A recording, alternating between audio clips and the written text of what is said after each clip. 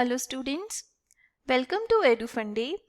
I am your chemistry mentor for the chapter Classification of Elements and Periodicity in Properties, and today we are going to discuss a topic from this chapter, that is Electronic Configuration of Elements Part 2. तो देखिए जो आपका ये part है इसमें हम start करेंगे fourth period से। फोर्थ पीरियड में जो आपके एलिमेंट्स हैं वो कहाँ से स्टार्ट होते हैं? आपका पोटाशियम से स्टार्ट होके कहाँ तक जाएंगे? क्रिप्टॉन तक। जो आपका पोटाशियम एलिमेंट है वो आपके कौन से ग्रुप में लाया करेगा? It lies in your alkali metals. और जो आपका क्रिप्टॉन है वो कौन से ग्रुप में लाया करेगा? It lies in your noble gas elements. जो आपका ये पूरा पीरियड है इसमें कितने एलिमेंट्स हैं? There are total 18 elements. जो ये आपका पूरा पीरियड है इसमें कौन कौन से सबशेल्स फिल होंगे? देखिए 4s, 3d and 4p। Also अगर आप ध्यान से देखेंगे फ्रॉम 21 to 30 यहाँ पर जो एलिमेंट्स हैं ये आपके पास एक सीरीज बनाते हैं, that is 3d transition series. ये स्टार्ट कहाँ से हो रहा है? स्कैंडियम से with atomic number 21 and ends with zinc with atomic number 30। और इनकी जो इलेक्ट्रॉनिक कॉन्फ़िगरेशन है वो वेरी करेगी from 3d1 4s2 to 3d10 4s2 respectively. Next है आपका फिफ्थ पीरियड। ये भी बिल्कुल जैसे आपका फोर्थ पीरियड है वैसे ही है। यहाँ पर स्टार्टिंग हो गया आपकी एटॉमिक नंबर 37 और जो एलिमेंट है वो है आपके पास रुबीडियम। और जो ये पीरियड का एंड है वो कहाँ पर होगा? With atomic number 54 xenon. जो रुबीडियम है आपका वो आपके पास जो आपका एस ब्लॉक का फर्स्ट आपके पास ग्रुप है that is alkali metal group, उसमें लाया करेगा। और जो आपका जिनोन है वो किस में लाया करेगा? अगेन नोबल गैसेस एलिमेंट्स में। इस पूरे पीरियड में भी आपके पास टोटल 18 एलिमेंट्स है। और जो आपका ये पीरियड है ये इसमें जो इलेक्ट्रॉन्स फिल होंगे वो कौन से सबशेल से फिल होने स्टार्ट होंगे? That is 5s। देखिए जो आपका पीरियड नंबर है ना, जैसे आपके पास 4, 5, 6, वो क्या रिप्रेजेंट करता है कि यहाँ से आपका नया शेल, उसमें नए शेल में इलेक्ट्रॉन्स एंटर होने शुरू होंगे। जैसे फिफ्थ पीरियड है तो आपके पास फिफ्थ पीरियड में जो आपका फिफ्थ शेल होगा उसमें सबसे पहला सबशेल कौन सा होगा? 5s होगा, राइट। तो उसमें इलेक्ट्रॉन्स फिल होने शुरू होंगे।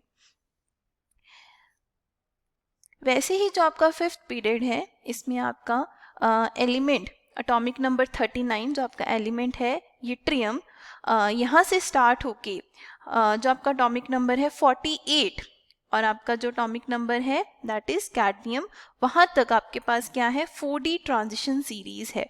और जो आपकी इलेक्ट्रॉनिक कॉन्फ़िगरेशन है वो कहाँ से स्टार्ट होगी? 4d1 5s2 से 4d10 5s2 तक।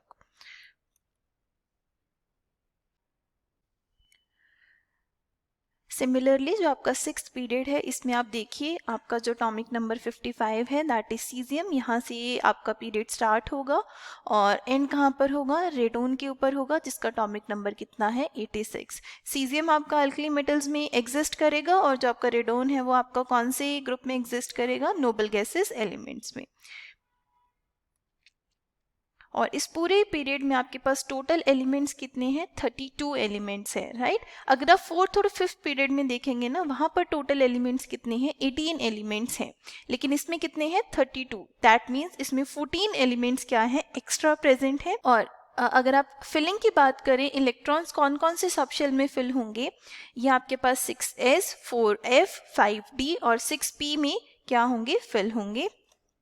वही अगर हम बात करें आपकी 5d ट्रांजिशन सीरीज की, वो स्टार्ट कहाँ से होगी? It starts from lanthanum with atomic number 57 and ends with mercury with atomic number 80। जो आपका सिक्स पीरियड है it also includes 4f inner transition elements from cerium to lutetium and these are also known as lanthanoids. Because of these 14 extra elements, your period contain complete 32 elements.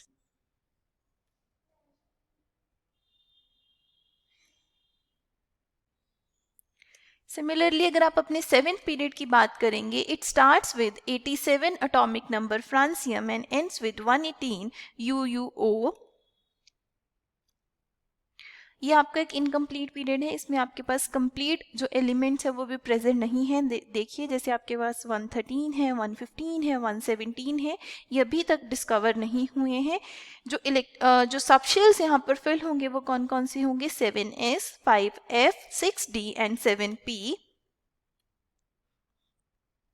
Similarly जैसे आपने fourth, fifth, sixth period में देखा, वैसे ही seventh period में भी आपके पास एक transition series होगी जिसको आप 6D ट्रांजिशन सीरीज बोलेंगे। और ये कहाँ से स्टार्ट होगी? एक्टिनियम से, और कहाँ तक जाएगी? अनबायम तक, विद एटॉमिक नंबर 112.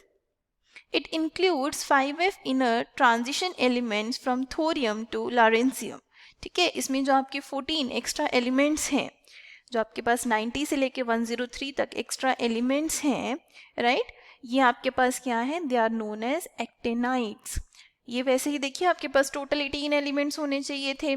अगर हम बात करें टोटल आपके पास 18 होने चाहिए थे, वैसे इसमें तो 18 भी कंप्लीट नहीं है। इसमें जो 14 एक्स्ट्रा एलिमेंट्स है वो किसकी वजह से हैं? Due to your 5f inner transition elements. So let's discuss a question. The question says, how would you justify the presence of 18 elements in the fifth period of the periodic table? तो answer क्या है आपका? देखिए n की value अगर 5 है तो l की वैल्यू कहाँ तक हो सकती है? 0 से लेके 4 तक, राइट। तो अगर आप ऑर्डर की बात करें यहाँ पर energy of the available orbitals, तो क्या क्या होगा? देखिए 5s की एनर्जी सबसे कम होगी, then your 4d, then your 5p, that is according to n+l rule, right. तो अगर आपके पास s, d और p तीन अवेलेबल ऑर्बिटल्स हैं, तीन अवेलेबल सबशेल्स हैं यहाँ पर, तो आपके पास टोटल ऑर्बिटल्स उसमें कितने होंगे? s में आपके पास एक ऑर्बिटल होगा, d में आपके पास 5 ऑर्बिटल्स होंगे और p में आपके पास 3 ऑर्बिटल्स होंगे। तो टोटल यहाँ पर 9 ऑर्बिटल्स होंगे। और आपको पता है कि अगर आपके पास वन ऑर्बिटल हो, अ सिंगल ऑर्बिटल हो, तो आपके पास उसमें टोटल इलेक्ट्रॉन्स कितने जा सकते हैं? 2, राइट। सो अगर आपके पास यहाँ पर टोटल 9 ऑर्बिटल्स हैं तो इलेक्ट्रॉन्स कितने जा सकते हैं? 18। दैट मीन्स आपका जो ये फिफ्थ पीरियड है उसमें टोटल एलिमेंट्स कितने हो सकते हैं? 18, right. So thanks for watching. I hope this will clear your doubts.